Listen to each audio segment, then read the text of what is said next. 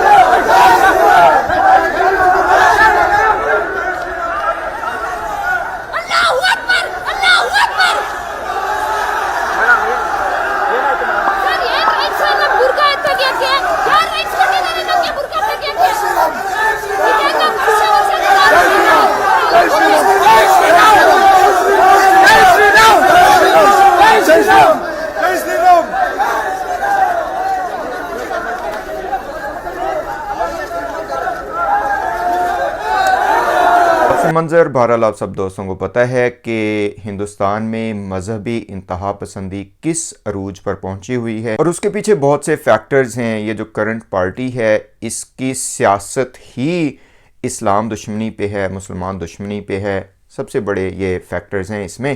تو وہاں کی حکومت نے سنے یا وہاں کی عدالت نے یہ قانون پاس کیا کہ حجاب سکولز میں نہیں پہنا جائے گا یا یونیورسٹیز میں نہیں پہنا جائے گا، تو یہ انتہا پسند گروپ اس نے کہا کہ ہم اس قانون کو لاگو کریں گے۔ شاید اس طرح کا کچھ پس منظر ہے۔ تو کافی سارے اس واقعہ کے پہلو ہیں۔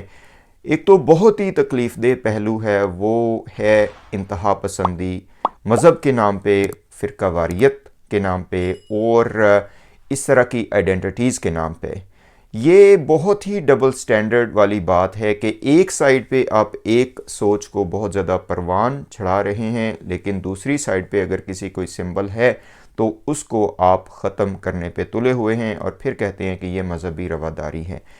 مذہبی انتہا پسندی چاہے کوئی بھی کرے، مسلمان کرے ناسبی ہونے کے ناطے، یا صحابہ کی عزت کے ناطے پر، یا کوئی ہندو کرے، سکھ کرے، وائٹ ریسسٹ عیسائی کرے، یا شیعہ کوئی کرے امامہ پہن کے مقدسات کی توہین کے اوپر جو ہمارے بھائیوں کے ہیں، تو ہر صورت میں مذہبی انتہا پسندی جو ہے وہ کنڈیمیبل ہے۔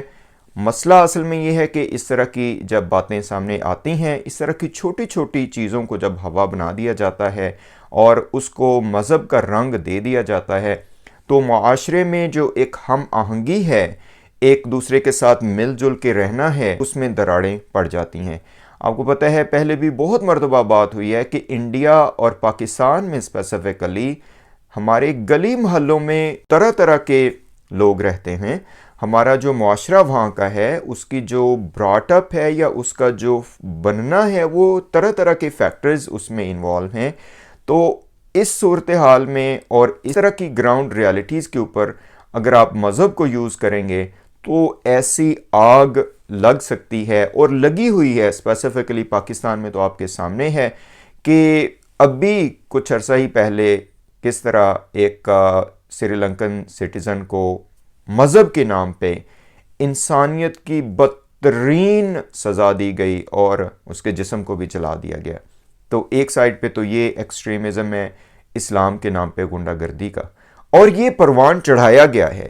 اور دوسری سائڈ پہ یہ ہماری بہن ہے اور یہ جو خاتون ہیں باحجاب، ان کے اوپر حملہ کرنے کے حوالے سے یہ بھی پروان چڑھایا گیا ہے. تو اس سلسلہ میں دکھ اور تکلیف کی بات یہ ہے کہ یہ جو اذہان جو ابھی نوخیز ہیں، جن کو تعلیم کی طرف توجہ دینی چاہیے، جن کو انسانیت کی بھلائی کی طرف توجہ دینی چاہیے، ان کو مذہبی انتہا پسندی کی تعلیم دی جا رہی ہے. اس میں بہت سے اسباق ہیں سب کے لیے. اس میں جو ناصبی ہیں اور جو امامہ پوش ہیں اور جو اور بھی بہت سے پنڈت ہیں، ان کے لیے اسباق ہیں کہ خدا کے لیے انسانیت کی سوچیں، اس کے بعد پھر اپنے ڈیفرنسز لے کے آئیں. اور اگر آپ کے ڈیفرنسز ہیں ہندو مسلمان میں، عیسائی مسلمان میں، یا ہندو عیسائی میں، یا پھر اسلام میں جو فرقے ہیں ان میں، تو ان کو عالمانہ طریقے سے حل کریں اور ان کو اپنے تک رکھیں اس حوالے سے کہ ہر بندے کو اجازت ہو کہ وہ اپنے سمبلز کا احترام کر سکے. تو اس میں بہرحال وہاں کی جو پڑھی لکھی کمیونٹی ہے ان کا شکریہ ادا کرنا چاہیے. اس پکچر میں بھی، اس ویڈیو میں بھی دیکھا جا سکتا ہے کہ اسکول کے شاید لوگ ہیں یا سیکیورٹی والے ہیں، وہ اس لڑکی کو اسکورٹ کر رہے ہیں. اللہ تعالیٰ ان کو اس بات کا اجر دے. اور اس میں جو ہندوستانی میڈیا ہے اس کا بھی شکریہ ادا کرنا چاہیے کہ انہوں نے اس کو پازیٹیولی لیا ہے اور اس کو کنڈیم کیا ہے، اور یہی طریقہ کار ہونا چاہیے.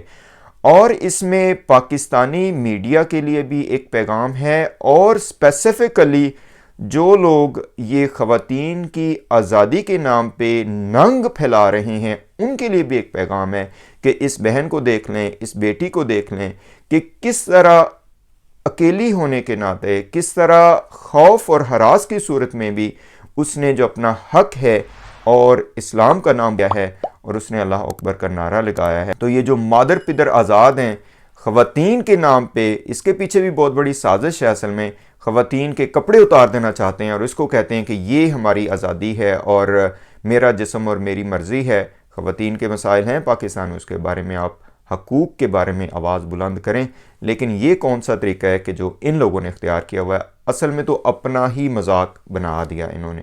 تو ان کے لیے بھی یہ سبق ہے.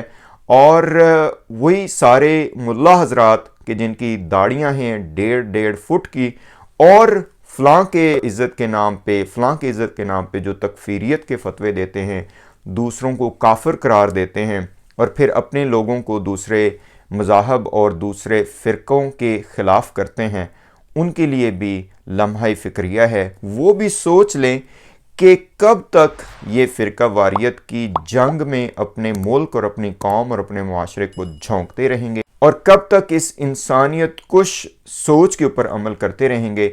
مذہب کو استعمال کر کے لوگوں کی زندگیاں اجاڑنا اور لوگوں کے گھر اجاڑنا بہت آسان ہے، کیونکہ جذباتی اور احساساتی لوگ سوچتے بھی نہیں ہیں کہ جب ان کے سامنے اس طرح کی بات پیش کی جاتی ہے. اور انڈیا میں تو اب یہ بات بہت واضح ہو چکی ہے کہ گائے کے حقوق کے نام پہ لوگوں کو ذبح کر دیا جاتا ہے.